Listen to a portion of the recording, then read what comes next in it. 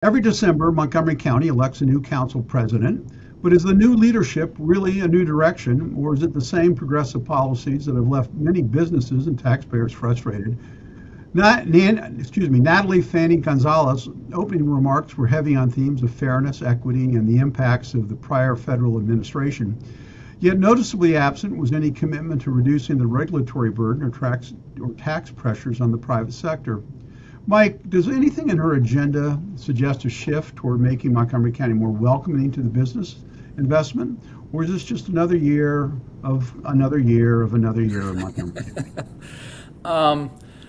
I think Fannie has tried to talk about that as chair of the Economic Development Committee, that she, and I think in her heart she wants to be doing some things, but I think one of the challenges is, especially this year, it's an election year, so you've got three of her colleagues that are running for office, and so I think practically it's going to be difficult for the council to put anything out that's too significant, because it's going to be challenging to get enough votes to ultimately get those things passed, and everyone's going to be trying to kind of stake their claim as to where they are on the political spectrum to try and get votes. And so I think in many respects this year that Fannie will want to try and push some initiatives, but I think practically you're not going to see a whole lot of movement, and I think that and I think that's typical of an election year, and I think that's one of her bigger challenges. And so even if she had a significant initiative, it's going to be difficult to kind of move beyond what actually has to get done with just the budget activities.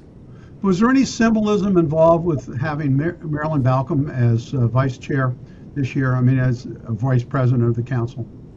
I think that is actually a really good sign, because that means, at this point, Maryland is running unopposed, and so the expectation is that Maryland comes through next year, and so I think Maryland is a great choice to be able to lead a new council with a new county executive. She'll have had 4 years of experience. I think she's seen as a very rational, thoughtful leader, and so I think she also has clear ideas about how to pull the council together, and how to keep the council on a page as you're trying to break in a new county executive. So I think that's a really good sign that the council is at least looking with an eye towards the future of how we manage things during difficult times. Well, it's interesting you brought that up, because the Baltimore Banner had an article about how up county residents feel very frustrated that all of the commissions and all of the committees are so heavily dominated by down county representation.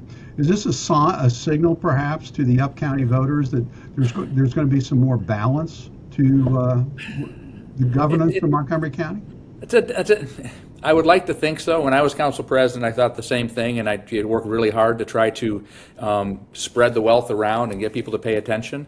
Honestly, I think one of the real challenges that we have right now, especially from the up county, there are two big ones. One is we now have 11 council members, which means that you have to convince more of your colleagues to understand what the up county is. So as a council member, I was one district, but I had 4 at-large members, and so I only had to convince 4 at-large members to get to count to 5 on an issue that was important. And so I could really work hard to get those folks to see the issue and get them to recognize that politically it was in their interest to vote for that issue.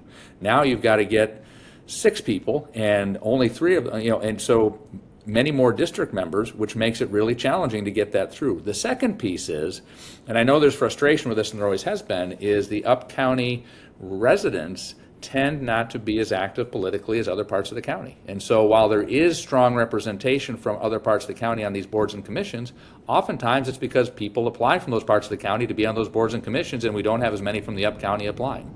And so it's a frustration, and I get it, but you got to show up to play. Well, it's a catch-22, but you're a small business entrepreneur, and so is the council under? I'll give Natali credit. When she was a council member, she did expand the small business grants program and school safety programs, homeowners assistance. So she should get credit for that. But as you pointed out, is she going to be able to do anything that will address the affordability issue, the land use issues during this, as you said, a political year? So I think Adam did a really nice piece the other day, Adam Pagnuccio, who we often cite on this show. Adam did a piece on the $20 million jobs grant program that was approved by the council last year and how few of those dollars have actually been spent. And he walked through that and he said, but the bigger issue is really, it's $20 million in a community that has 600,000 jobs. And so $20 million really focusing on jobs and economic growth is pretty much a drop in the bucket. And I think one of the real challenges the councils have had, that this council has, and that the council going forward and the county executive will have is, at what point do you recognize it's not about the window dressing? It's not about the stuff you put on top. It's not the small business grant program. It's not the jobs program. It's understanding that you have to change your permitting process, that you have to lower your tax rates. That until you change the underlying fundamentals, the other stuff is just that. It's just window dressing, and it doesn't move the needle. And I think that that's a really hard thing for our policymakers to understand, especially when most of them aspire to be something else, and it's really focused on how do we make sure that there's enough taxes to provide the compensation levels that we want to do, and not really think about those hard things where you have to make real policy changes. Well, we'll talk about making real policy questions and decisions in our next topic when we talk about data centers. But before we leave the Montgomery County Council, the first press release that Ms. Fani-Gonzalez issued was about the Trust Act and the importance of passing the Trust Act. And I think many people do not, at least I don't quite understand why it's so important to pass this legislation when we already have policies in place that are protective of our immigrant classes. Yeah, I think it's good to be affirming. I think we are a very diverse community. I think that's a strength of our community. And I think it's good for us to reaffirm to our populations that we are there, we're supportive of them. That being said, I think you're right. I think we also have worked very hard so that most residents of our community actually know and understand that. I think one of the challenges that we face is we've not yet come into the crosshairs of the Trump administrations as it relates to immigration issues. I expect that will happen, and I think the county executive and others anticipate something in the coming, by mid-year next year.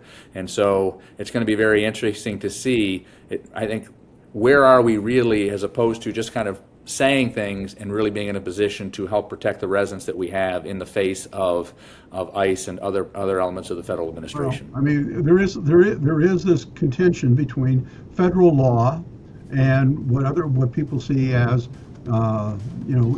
being too overly discriminatory against the immigrant communities. I mean, that's existing.